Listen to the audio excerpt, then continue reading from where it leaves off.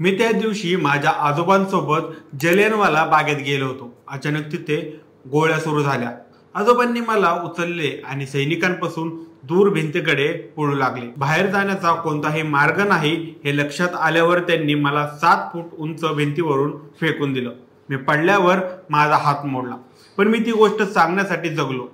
त्या वेदनेतही आम्ही बरेच दिवस रुग्णालयात गेलो नाही, कारण आम्हाला भीती होती की आम्हाला आणखी त्रास दिला जाईल। 13 एप्रिल 1919 रोजी अमृतसरमध्ये जलियांवाला बाग हत्याकांड घडले।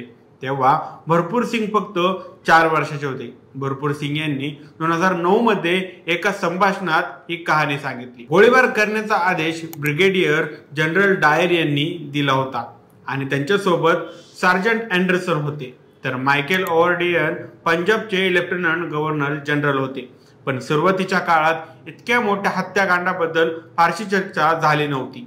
पण एक भारतीयाने ब्रिटनला जाऊन जलियांवाला हत्याकांडावरील ऐतिहासिक खटला ब्रिटिश न्यायालयात स्वतःहून लढवला, जो 5.5 आठवडे चालला। या प्रकरणाद्वारे जगाला जलियांवाला बागेची कहाणी सविस्तरपणे कळाली। त्या व्यक्तीचे नाव सर चेतुर शंकरन नायर होतं आणि अक्षय कुमारचा नवीन चित्रपट केसरी 2 त्याच्यावरच आधारित आहे। एक भारतीयाने तत्कालीन गुलाम भारतातून ब्रिटनमध्ये जाऊन तिथल्या न्यायालयात खटला लढणे हे एक अभूतपूर्व धोकादायक पाऊल होतं, परंतु शंकरन नायर यांनी ते केलं आणि इतिहास रचला। हा इतिहास सविस्तरपणे जाणून घेऊया आजच्या या व्हिडिओमधून। नमस्कार, मी सनी आणि तुम्ही पाहताय दैनिक राज्य लोकतंत्र। सगळ्यात पहिलं समजून घेऊया शंकरन नायर कोण होते। भारतीय इतिहासात शंकरन नायर यांच्या नावावर अनेक कामगिरी आहेत। 1857 मध्ये जेव्हा भारतात पहिले स्वातंत्र्य युद्ध सुरू होते, तेव्हा शंकरन नायर यांचा जन्म पलक्कड येथील एका समृद्ध कुटुंबात झाला। पेशाने वकील असलेले नायर 1897 मध्ये भारतीय राष्ट्रीय काँग्रेसचे अध्यक्ष झाले। त्यांनी मद्रास उच्च न्यायालयात न्यायाधीश म्हणूनही काम केलं आणि 1915 मध्ये व्हायसरच्या कार्यकारी परिषदेचे सदस्य झाले। त्यांना सर ही पदवी देण्यात आली। जलियांवाला बाग हत्याकांडाचा त्यांच्यावर खोलवर परिणाम झाला। व्हायसर काउन्सिलचे सदस्य असल्याने शंकरन नायर यांना हळूहळू निशस्त्र लोकांवर गोळ्या कशा मारल्या गेल्या याचे प्रत्यक्षदर्शी साक्षीदार येऊ लागले। पंजाबमधील घटनांमुळे ते खूप निराश झाले आणि त्यांनी व्हायसरच्या काउन्सिलचा राजीनामा दिला। त्यांच्या कटुतेचा नमुना the case that shook the empire या पुस्तकात लिहिलेल्या एका घटनेत आढळतो। हे पुस्तक शंकरन नायर यांचे पणतू रघु पलट आणि त्यांची पत्नी पुष्पा पलट यांनी लिहिलं आहे। ते लिहितात, व्हायसरच्या काउन्सिलमधून राजीनामा दिल्यानंतर व्हायसर चेम्सफोर्ड यांनी सर शंकरन नायर यांना विचारले की ते दुसऱ्या भारतीयाचे नाव सुचवू शकतात का। सर नायर यांना लक्षात आले की व्हायसर एक भारतीय सल्ल्यामध्ये अजिबात रस नव्हता। ते प्रश्न फक्त औपचारिकता म्हणून होते। नोकरीच्या शेवटच्या दिवशी त्यांनी ब्रिटिश अधिकाऱ्याला टोमणे मारण्याची एकही संधी सोडली नाही। तर शंकरन नायर गंभीरपणे म्हणाले की हो, मी नाव सुचवू शकतो आणि त्यांनी दारावर उभे असलेल्या पगडीधर रक्षक रामप्रसादकडे बोट दाखवले आणि म्हणाले, आपण त्याला का घेऊ शकत नाही? तो उंच, देखणा आणि तुम्ही जे सांगाल त्याच्याशी सहमत असेल, असे म्हणत त्यांनी व्हायसरशी हस्तांदोलन केलं आणि शांतपणे निघून गेले। 1922 मध्ये शंकरन नायर यांनी गांधी आणि अराजकता नावाचं एक पुस्तक लिहिले, ज्यामध्ये त्यांनी गांधीजींच्या धोरणाशी असहमती व्यक्त केली आणि पंजाबमधील परिस्थितीबद्दल ब्रिटिश सरकारवर टीका केली। ते असे सांगत होते की पंजाबमध्ये झालेल्या अतिरेक्यांची माहिती पंजाबचे लेफ्टनंट गव्हर्नर जनरल मायकल यांना माहिती होती। त्याला प्रत्युत्तर म्हणून डायव्हरने 1922 मध्ये ब्रिटनमध्ये शंकरन नायर यांच्या विरोधात मानहानीचा खटला दाखल केला आणि माफी मागावी, पुस्तक मागे घ्यावे आणि दंड भरावा अशी मागणी केली, परंतु शंकरन नायर यांनी नकार दिला।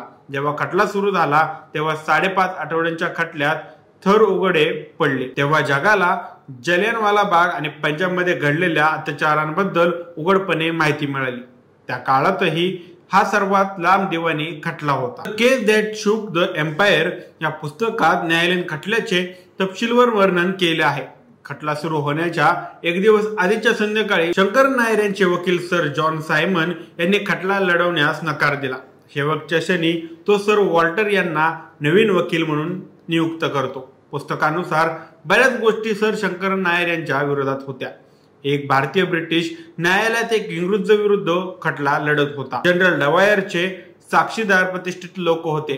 ते न्यायालयात व्यतिरिक्तरित्या उपस्थित होते. दुसरीकडे शंकरन नायर यांचे साक्षीदार सामान्य भारतीय होते आणि ते साक्षीदारही इंग्लंडमध्ये नव्हे तर भारतात होते आणि त्यांची साक्ष भारतात नोंदवण्यात आली होती.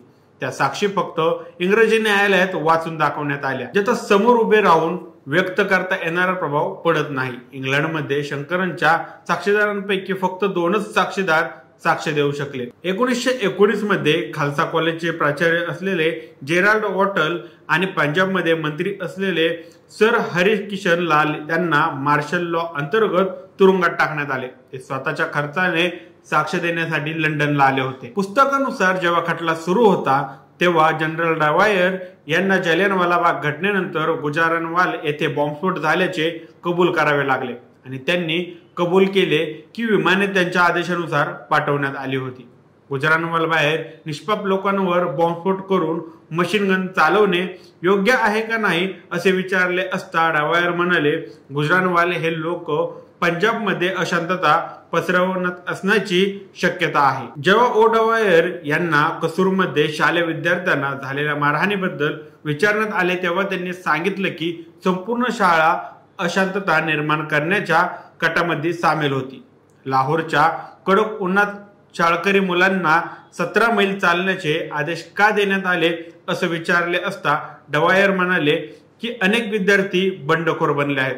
जालियनवाला प्रकरणावर चर्चा झाली तेव्हा न्यायाधीशांनी ज्युरीला सांगितले की 5 लाख लोकांचे जीवन वाचवण्यासाठी काहीशा लोकांना मारणे योग्य आहे की नाही हा प्रश्न आहे. भारत आणि ब्रिटनमधील वृत्तपत्रांमध्ये या प्रकरणाची बातमी येऊ लागली आणि पंजाबमधील गोळीबार, खून, जालियनवाला बाग आणि खटल्या दरम्यान सैन्यात सक्तीची भरती अशा कथा समोर येऊ लागल्या. न्यायाधीश जस्टिस मॅकगार्डी यांच्या कथित पक्षपाती वृत्तीबद्दल या प्रकरणात गंभीर प्रश्न उपस्थित करण्यात आले होते. यावर हाऊस ऑफ कौन्सिलमध्ये सर्व चर्चा झाली आणि त्यांना काढून टाकण्यासाठी एक प्रस्ताव मांडण्यात आला. डेली क्रॉनिकलने या प्रकरणातील न्यायाधीश मॅकगार्डी यांच्यावर टीका केली.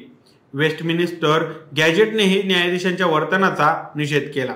डेली न्यूजने या घटना इंग्लंडच्या सार्वजनिक हितासाठी दुर्दैवी असल्याचं वर्णन केलं आणि न्यायाधीशांच्या वर्तनाबद्दल देखील खेद व्यक्त केला. न्यायाधीश मॅकगार्डी यांनी नंतर आत्महत्या केली. ज्युरीमधील सर्व 12 सदस्य ब्रिटिश होते. ज्युरी एकमताने निर्णय घेऊ शकले नाहीत आणि शंकरन नायर विरुद्ध 11-1 असा निकाल आला. शंकरन नायर यांना मायकल डायवर यांनी ऑफर दिली की जर त्यांनी माफी मागितली तर त्यांना दंड आणि खटल्याचा खर्च भरावा लागणार नाही. पुस्तकात असे लिहिले आहे की 6 जून 1924 रोजी न्यायालयात तो दिवस नायरसाठी कठीण होता, परंतु शंकरन नायर यांनी माफी मागण्यास साफ नकार दिला. पराभव झाला असला तरी ब्रिटिशांविरुद्धच्या स्वातंत्र्य लढ्यात तो खटला महत्वाचा मानला जातो. या खटल्याने भारतीय स्वातंत्र्य चळवळीला नवे संजीवन मिळाले आणि महात्मा गांधींच्या जन आंदोलनाला बळकटी मिळाली. गांधीजींनी 12 जून 1924 रोजी यंग इंडियामध्ये लिहिले, न्यायाधीश सुरुवातीपासूनच पक्षपाती होते. या खटल्याचे अहवाल दिवसेंदिवस वाचणे वेदनादायक होते. एक ब्रिटिश न्यायाधीश उघडपणे असं काही करू शकतो ज्याची किंमत एका भारतीयाला चुकवावी लागते. मायकल डवायरचे आव्हान स्वीकारून सर शंकरन नायर यांनी ब्रिटिश संविधान आणि जनतेला परीक्षेत आणले होते. या पराभवातही सर्व भारतीयांना सर शंकरन नायर यांच्याबद्दल सहानुभूती आहे.